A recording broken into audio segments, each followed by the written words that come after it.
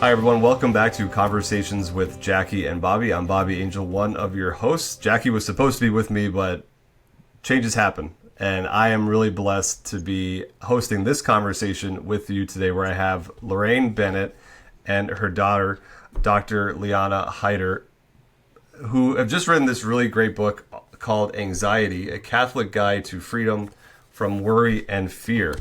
And quick bio, Laraine and her husband Art have been in ministry together for 35 plus years. They've written several books.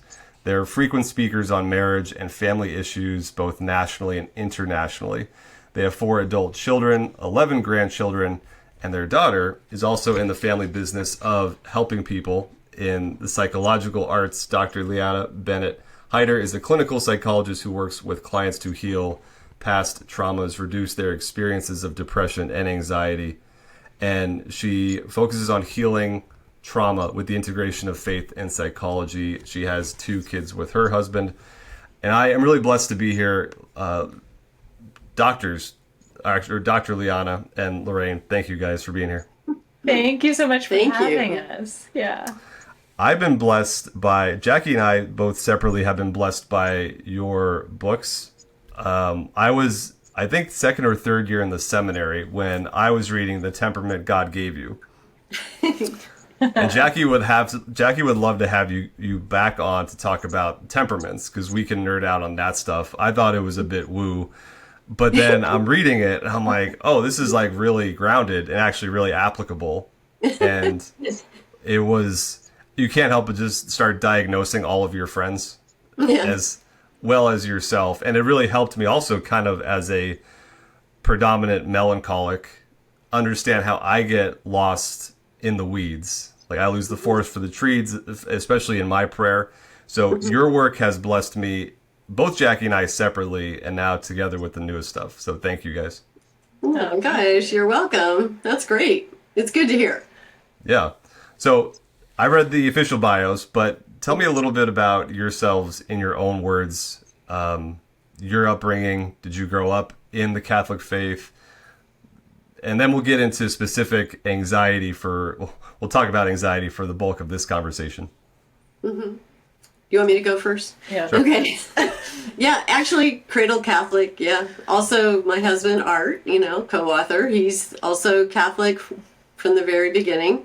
And we both had Catholic education, actually, all the way, he all the way through high school and college. And then my dad was in the military, so I went to the Army base school, so that wasn't Catholic, but all the rest. And then we met at the university, so that was also Catholic university, or Catholic. Anyway, I will not name any names at this point. Full name. Cough, cough. To protect the guilty.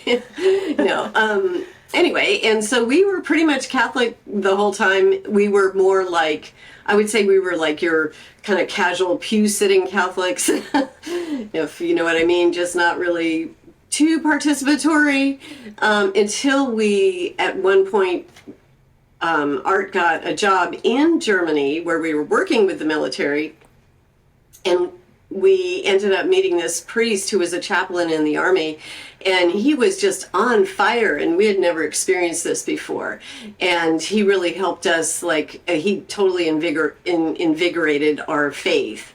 And it was pretty exciting at that time. Yeah. So we had little kids at that time, and then so we just eventually just kind of grew in our faith from, I guess, having somebody show us, what it means. Because he said he didn't want anybody just sitting in the pews.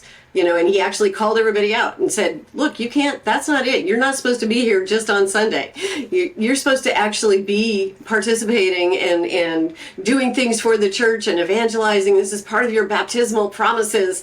And we're like, what? We thought we were just supposed to come on Sunday, And so he had us doing all kinds of things, evangelizing and doing everything. So that was the beginning of a great, it was great for us. So, yeah. Yeah. So I then I was one of their little kids during that period. So that was then, the kind of faith life that I grew up in. We eventually moved, from Germany back here to Northern Virginia, which is where we still are. And my parents involved us, me and my siblings when we were very young in like the Legion of Mary, and we would attend daily mass. I don't know if we would have going daily. Do you remember that? I remember going to daily mass. Yeah, yeah. Some of the. I don't know how often we were going. Some were not very thrilled about it. So. No, I mean, kids, but I remember that. That was significant, and I attended. We were homeschooled for a while, and then attended a Catholic high school in the area that is a non-diocesan one, but. I felt like it really did a phenomenal job of, just like instilling the faith and teaching about the like the whys of the faith, not just your typical Sunday school faith education. And then when I decided that I wanted to study psychology, I elected to go to the Catholic University of America. Not because they were perhaps at the time, they were getting more Catholic at the time that I went. They were working on it. But I wanted to go someplace where I knew that I was going to get a really solid foundation in psychology, because I felt like I had a pretty solid foundation in the Catholic faith, and I wanted both. And so I went to Catholic University, and they did a phenomenal job with the psychology, but they didn't integrate faith and psychology really at all. Those were separate classes. So then I actually went to Regent University for my doctorate, which was my first experience stepping out of the Catholic bubble, because they're an evangelical school. But they did a phenomenal job of integrating the Christian faith with psychology. And, it really gave me a chance to know our, Christian Protestant brothers and sisters, and to understand them a little bit more. But also to, have the real opportunity to talk to people about the Catholic faith, and answer some of those questions, like, explain to me Mary. Yeah. Like, do you guys worship her? And I felt like I had such a beautiful and solid foundation in the faith that I was able to just kind of keep growing in that. And now the work that I do is primarily with clients from Catholic backgrounds. Not all, though, but that is the majority of who comes to me, because they want somebody that they know is going to really understand, their life or the background that they grew up in. And so that's kind of what brings us here. You guys have been, as a family, evangelizing on so many different levels for so long. And I maybe even on the cutting edge in a way. Thank you. Yeah, and maybe even on that cutting edge where it's like psychology and the faith have been compartmentalized away from each other. But then through your works as a family, like bringing it together, and to see so many other apostolates and schools doing the same thing now too, we're starting to realize like actually there's a whole lot more in overlap that we need to talk about. Yeah. Yeah. It's true. That was very much my experience growing up, is that that the faith is not something that is totally separate from all these other aspects of life. It's not, faith versus science. It's like, no, like good science, good research is going to reflect the truth. And like, the truth comes from the Lord. So. And there was a suspiciousness for a long time, which kept, I think, psychology and the faith separate, because there was this period where, and there's probably lots of reasons why people became suspicious, but there was a time period where I think good Catholics, your pastors and priests, and they were suspicious of psychology. They thought psychology would end up kind of taking people away from the faith. And there was a time in history where that did happen, so there was some bad psychology out there. But then with like Regent University at the time, that was the only school that was actually accredited, right? There are a few, but yeah. Like as a graduate school, but now there's more. Now we actually have Catholic ones that are now we have that's what I meant. University. I meant there were no Catholic at the time. Anyway, so but now we have Divine Mercy University, and it's like there's people realize and understand how important it is to integrate the faith with good science. Right. I got to study and be trained under Dr. Greg Bottaro at the Catholic Psych Institute in his mentorship method. And just to see we're body and soul, but it's this one spaghetti kind of mess where we need the disciplines and the focuses of each, but to know to, as you said, in the seminary, one of the first documents we read was John Paul II's Fides et Ratio, Faith and Reason. There you go. So they're not at war with one another. They're complementary when seen rightly. Yes. So, anxiety. Why this book? Why now? What led to it?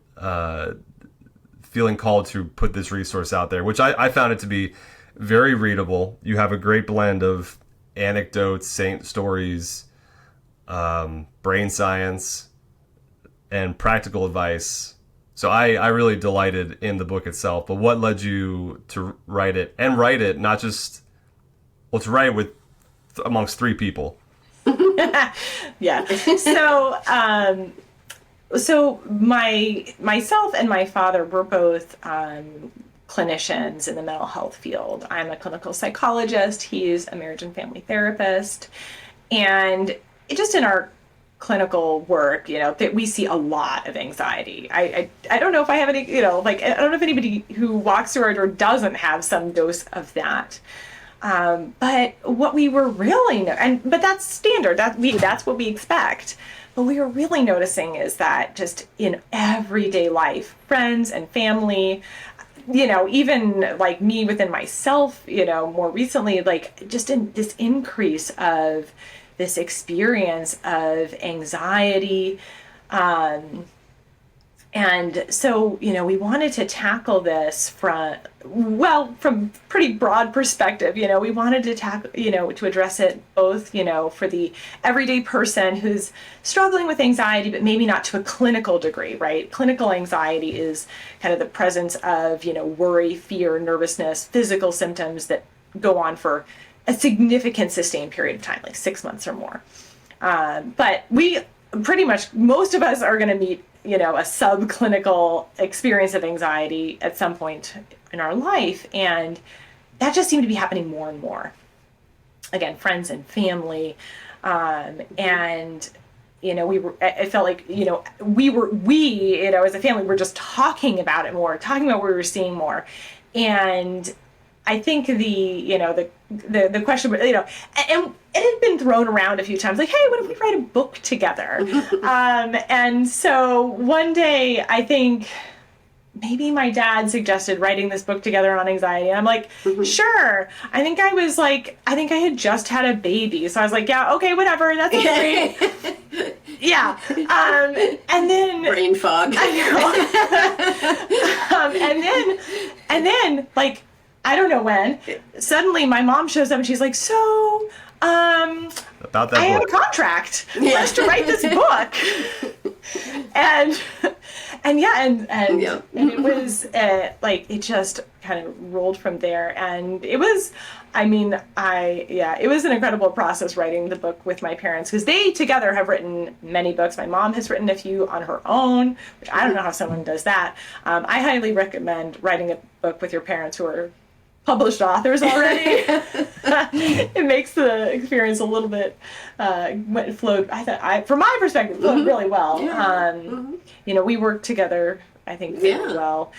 We each had different, aspects that we were bringing to this. My mom did, I would say, so much of the research, both into like the lives of the saints, but even into the psychological aspects of it. I would be telling her about, like EMDR therapy or something, a trauma processing therapy, and she would go do and I'd be like, but can you fact check that for me? Yeah. And she would go and do that. So yep, I'm a footnote person. Yeah. So it was such a collaborative effort, and we hope that that kind of shows up in the book in the sense that it flows well and it doesn't feel like it's written by 3 different people. No, it doesn't feel disjointed at all.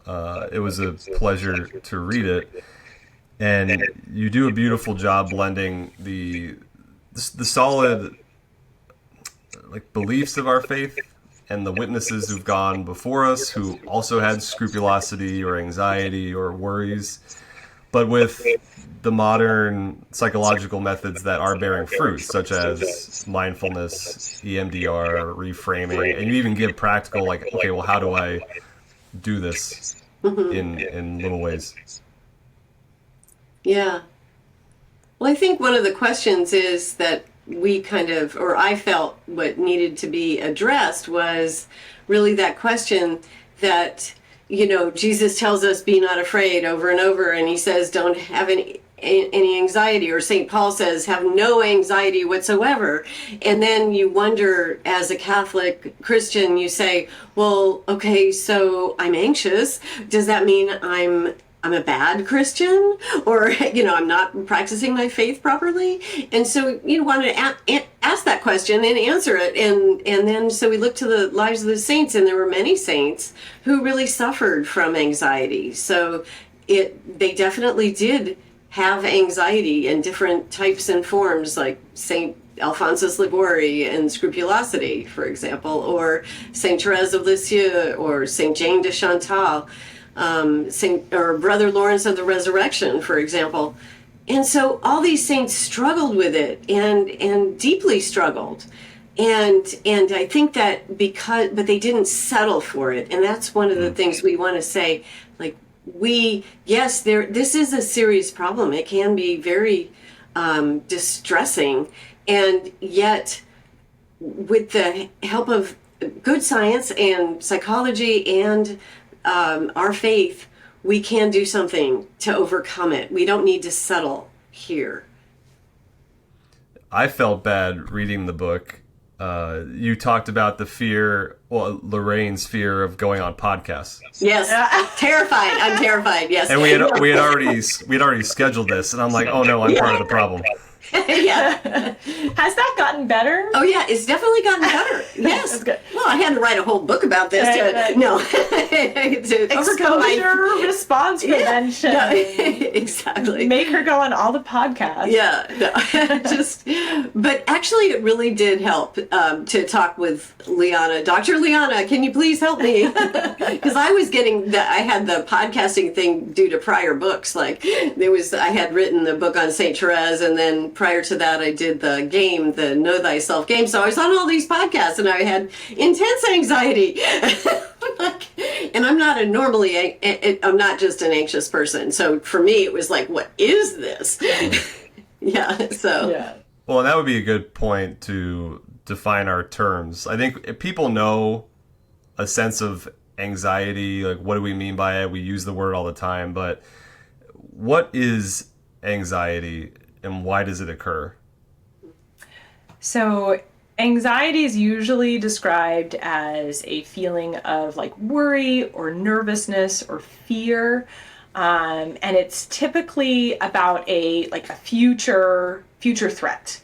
And it differs from, so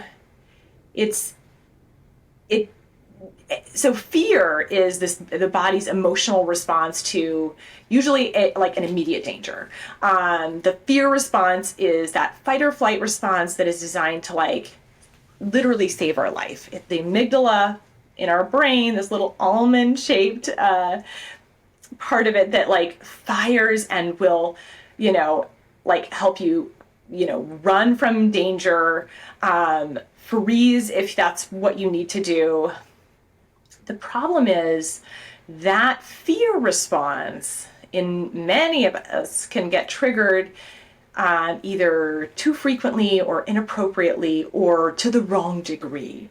And so that's really what's going on with anxiety is you have a situation, real or imagined, that is triggering this physiological fear response. And with that comes, like thoughts, worries, what if type thoughts about the future. It can be this physiological, heart racing, your breath increasing, sweaty, clammy palms, because often what your body is doing is that it's preparing to run for its life. And so those things are helpful. We want to like direct the blood flow so that we can run, so we can like protect ourselves. But that's not helpful when the thing that is triggering this massive cascading response in our body is like an email, and so what happens is you have some situation like triggers this anxiety response, this physiological anxiety response, these like thoughts these what if thoughts, and then and it's such a strong response that it's usually calling for us to listen to it, to run, to avoid, which are all great things to do if the stimulus is like a saber-toothed tiger that is going to eat you. But what is happening is so often in our life, these situations that are triggering our anxiety are not life-threatening. And when we avoid them, though, we train our brain, we communicate to our amygdala that, that maybe that actually was something that could have harmed me. Maybe that was something to be feared. And I think that's why we're seeing like this sort of growing increase of anxiety. Because anytime we avoid something that makes us anxious or makes us worried, it increases that fear response in us. Yeah. And I think one of the things that's going on in our society right now, and maybe this is another thing to talk about, is, so many of us are using our smartphones or devices to pacify and soothe ourselves, but it's this total avoidance response.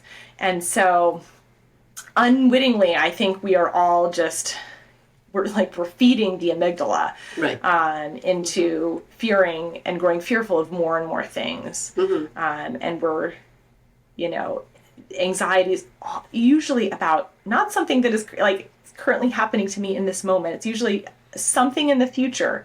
And so when we're obsessing and ruminating and worrying about that what if future thing, what if this happens, what if that happens, what if this person doesn't like me, what if they are mad at me, but it's not necessarily reality here in the moment. So that's another kind of aspect of anxiety, is that it's usually not about something that, like, again, is actually a threat to my being in this moment. But being body soul composites, it's not just an intellectual fear, like it's a whole body thing that can shut us down. Right. Absolutely. That's why the answer to it is more of a physiological. That's why we say, take a deep breath, because the deep breath is just the opposite of the panicked breathing that you experience when, right before the podcast, or you're like,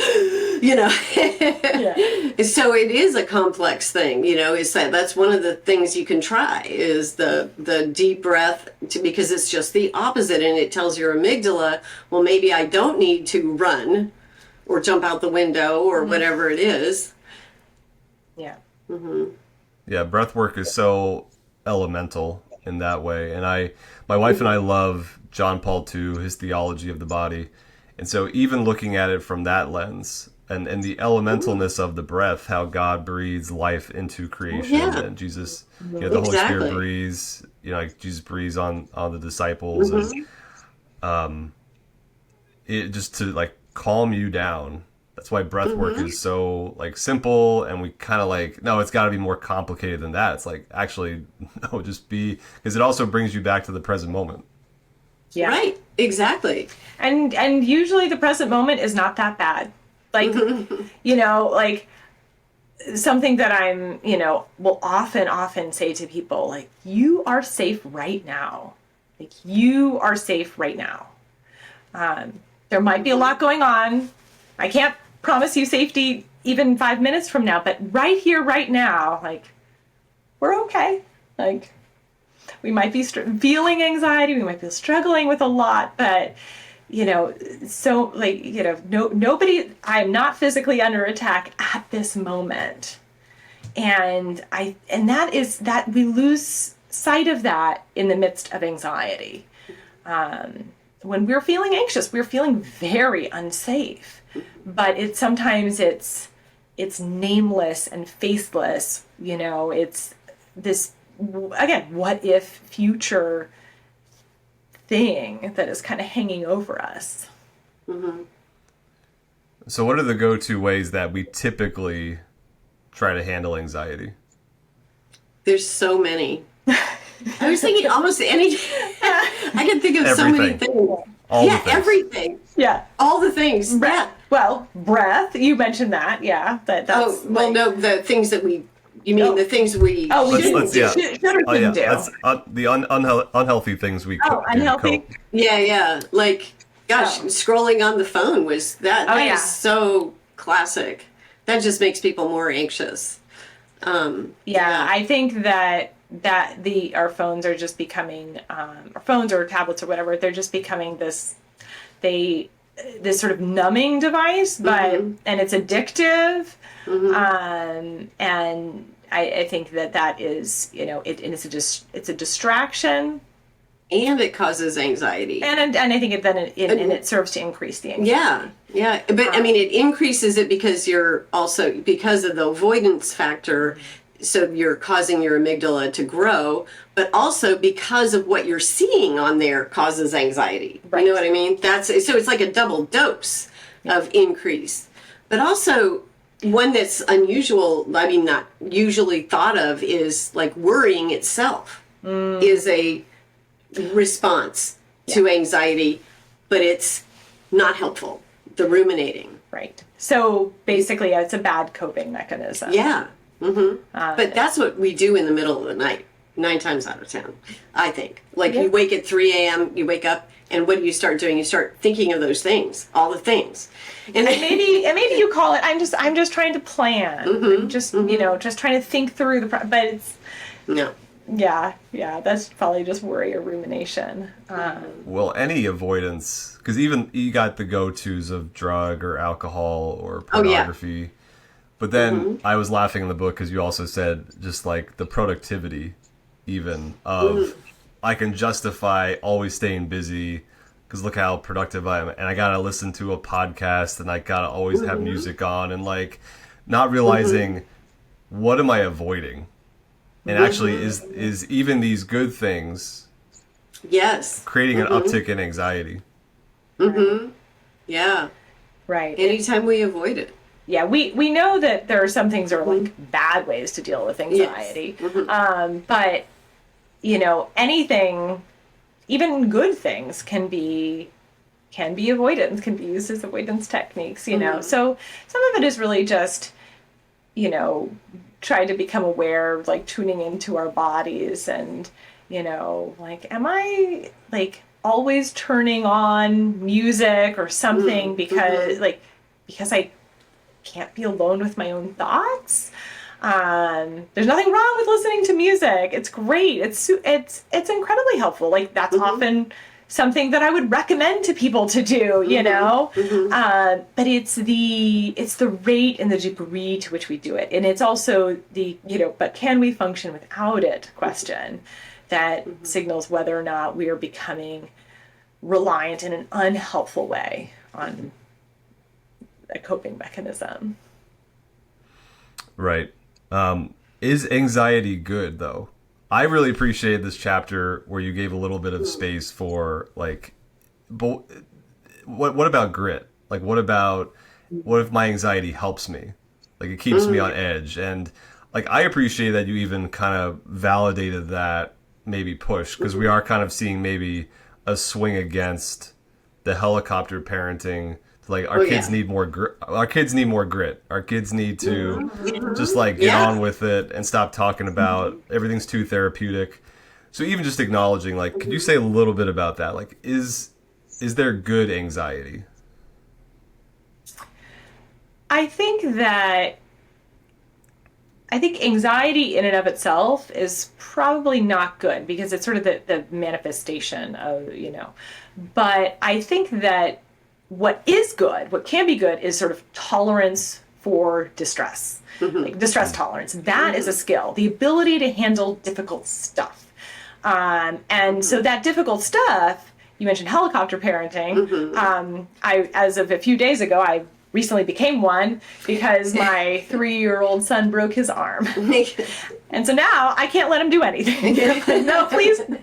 You can't climb on that or play in the water or, so, but yeah, helicopter parenting or like pulling yourself back from that is hard, because we're going to have these natural fears of what if this happens? What if that happens? But saying no, like, I can't let those anxieties rule my behavior. Like, that's the key. So there's going to be a little distress, I think, when we make that decision to take a little step back, to give them a little bit of freedom, to, potentially injure themselves. And that's the distress that we have to be okay with. So I think that it's not that we, are like, because really, if we listen to the anxiety, it tells us to become helicopter parents. Does that make sense? Like, when we listen to the anxiety, what happens, we should listen to our body and what it's telling us, but when we obey the anxiety, when we do what the anxiety is telling us to do, our world becomes smaller and smaller and smaller. First we say no to this, then we say no to that, then everything just becomes too much, too fearful. And that's what we've seen also with, I think, with many of the younger generation, actually. I mean, people are saying that there are fewer young people are driving. They're not driving anymore. They're not, going, and they're like, and people are getting more and more cautious. And there was a whole period of time where there was such intense, restrictions on trying to keep kids safe that they ended up like overdoing it. And then now the kids became fearful. And so they're not doing anything. So that's not a good use of anxiety right there. But there is also the aspect of the reframing of anxiety. So the feeling itself. Okay, so the anxiety is the label. When you label it anxiety and then you obey that would be kind of the error. But the physiological effects in your body, such as like the heart racing or your adrenaline pumping through you, can be reframed as a good thing in that regard. Right? Yeah, so noticing the increased heart rate, etc., as, okay, my body is just, getting me pumped up for this event, this thing that I'm about to do, instead of like, okay, my body's telling me to not do this, to run away.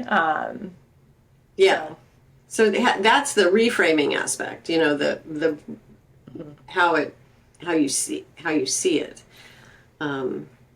So when I started reframing the podcast and wait a minute, my adrenaline right now is helping me think more clearly, or maybe I'll be a little bit sharper and faster, to come up with an answer, instead of I'm gonna blow it. It's gonna run away. So. Well, even the counterintuitive turning towards the anxiety. Like, so for anyone listening has low level anxiety or maybe some more intense manifestations of it. We've talked about breathing, being able to slow yourself down, come back to the present moment, reframing a thought so that it's not this saber-toothed tiger level threat. Maybe this is an opportunity. Maybe this is, I can embrace the distress and I'll be okay. We are experts at thinking worst case scenario. We rarely entertain a best case scenario. Like, what if the world doesn't end if I do this? But what are some other things too that you would recommend? Curiosity?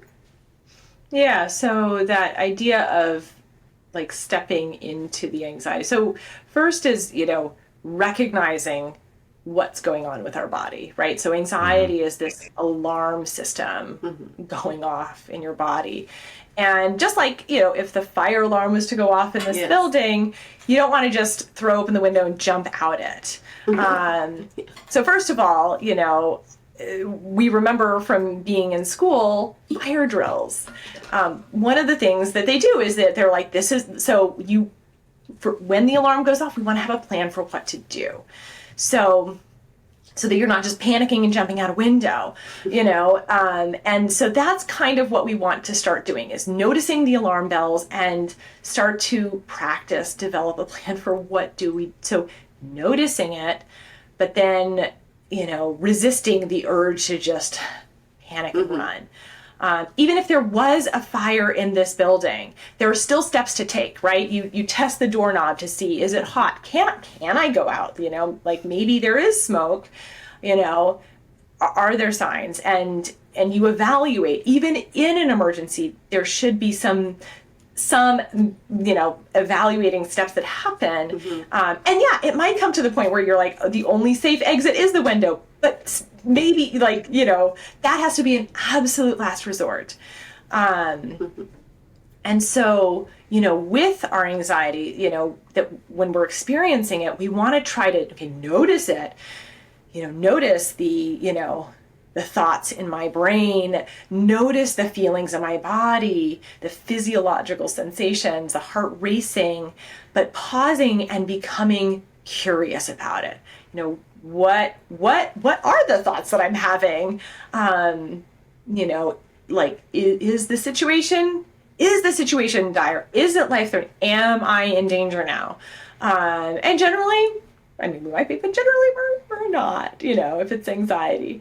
And so to be able to be curious about where this is coming from, and then to learn how to respond to it rather than just react. And that's where, if we have a history of anxiety or panic symptoms, we might have some idea of what the usual triggers are, so we can, in a moment where we're not anxious, come up with a plan for how we want to deal with them. Do we want to have, thoughts that we use to kind of counter some of those anxious thoughts? Do we maybe writing it down? Writing our thoughts down is a really great way to slow down our brain and actually notice our thoughts. Because sometimes when they're just racing through our head, they're going so fast, we can get just so overwhelmed by them. But we write especially longhand writing, a whole lot slower than we think or even than we speak.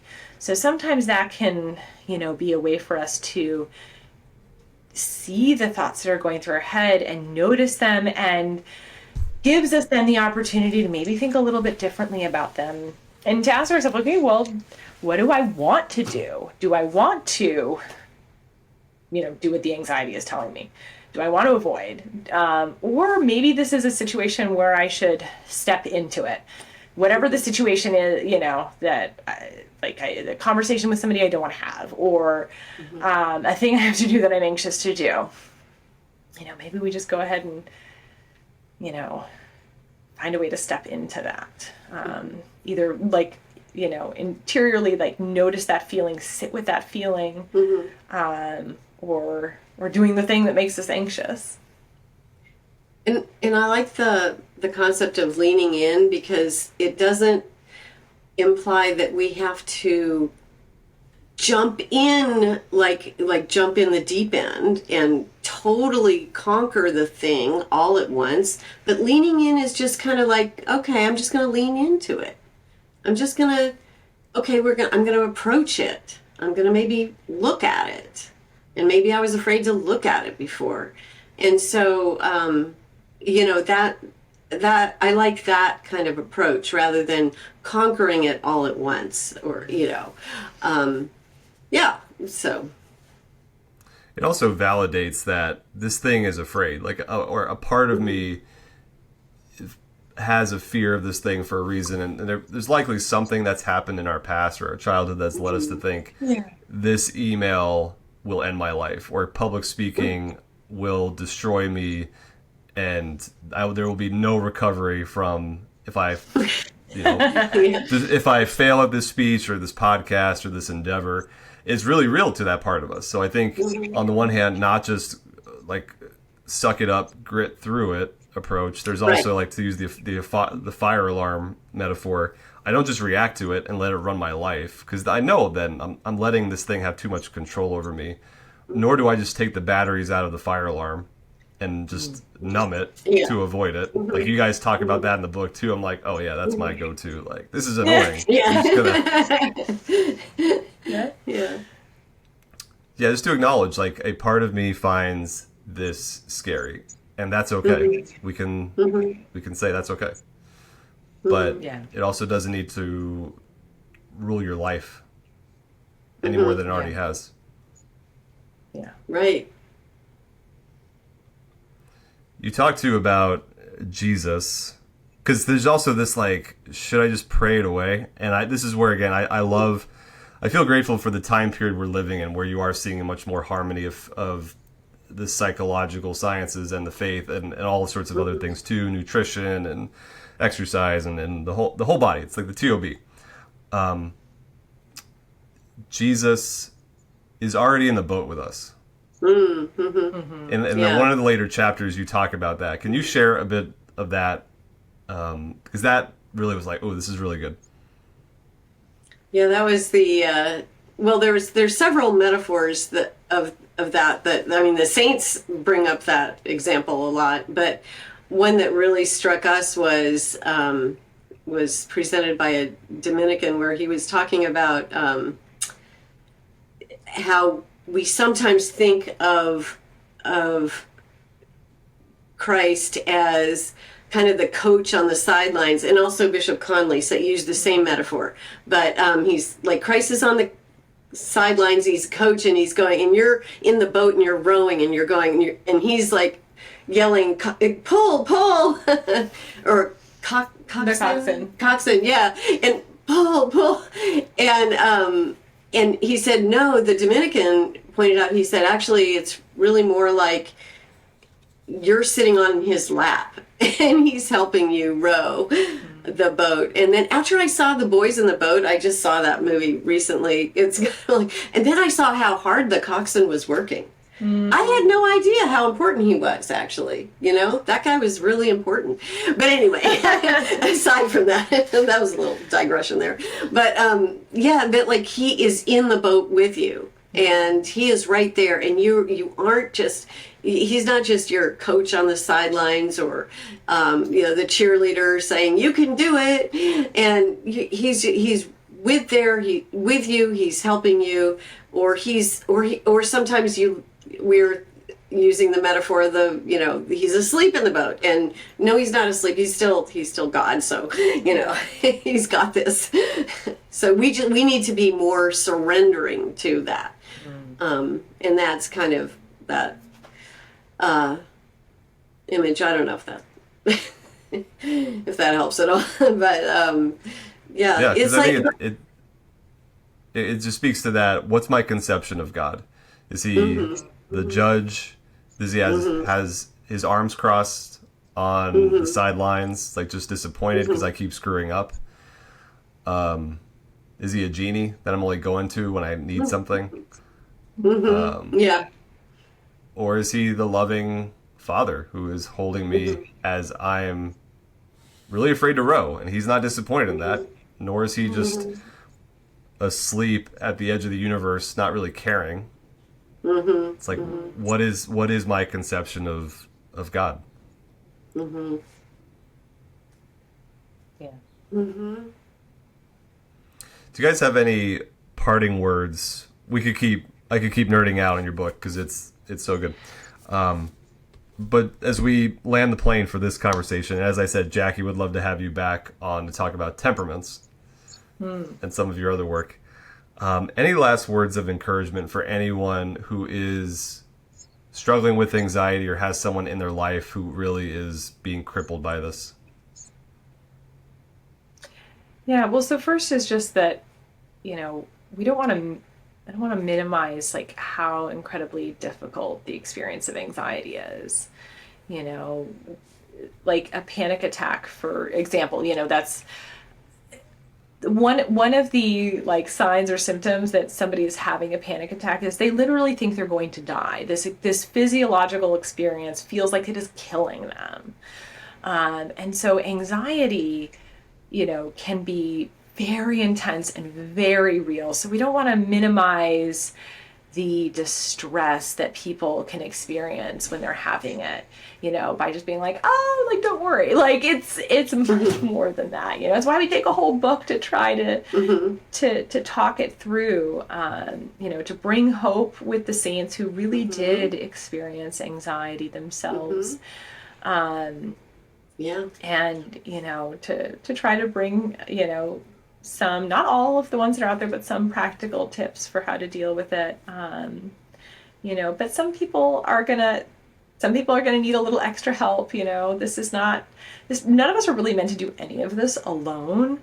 Obviously we're supposed to be doing this like with and through the Lord, but we need others too. We need friends, we need family, and we, some of us need therapists, and like, that's okay.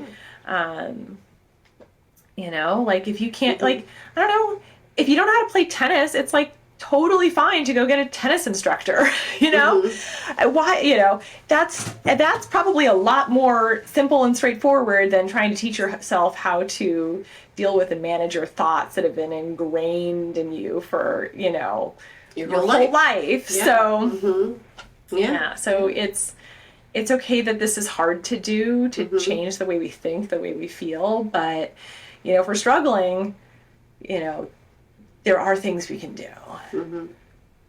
And Christ said, in this world you will have trouble. He says, he's not saying he's going to do away with all the trouble.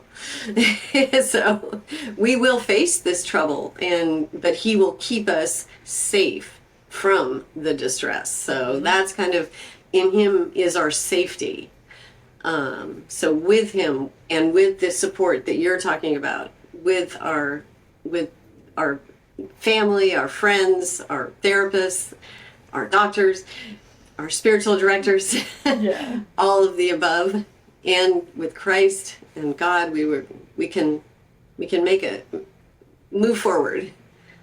Yeah, amen. The older I get, the more I realize how profound the Jesus, I trust in you prayer is. It's just so easy to rattle off, but then when you actually dare to trust and entrust your life, your finances, the present moment, the fears, it's like, I trust in you, ... Yeah. Maybe not. Thank you both so much for your time and being willing to talk about your brand new book, Anxiety, A Catholic Guide to Freedom from Worry and Fear. Laraine and Dr. Lianna, where can people go to find out more about you and your work? Yeah, well, the book can be found at sophiainstitute.com, also Amazon. There is also an Audible version now. Yeah. Yeah, amazing. Yeah. And website? We have a website, but artandlarainebennett.com. We'll link all that below. Oh, okay. Dr. Thanks. Lianna. Thank you. Thank you guys again so much. We will put the link to the book below as well as your websites. Thank you guys again. Thank you. Thank you so much for having us. Yeah, and thank you all for listening, wherever you are, whatever time you're in, past, present, or future.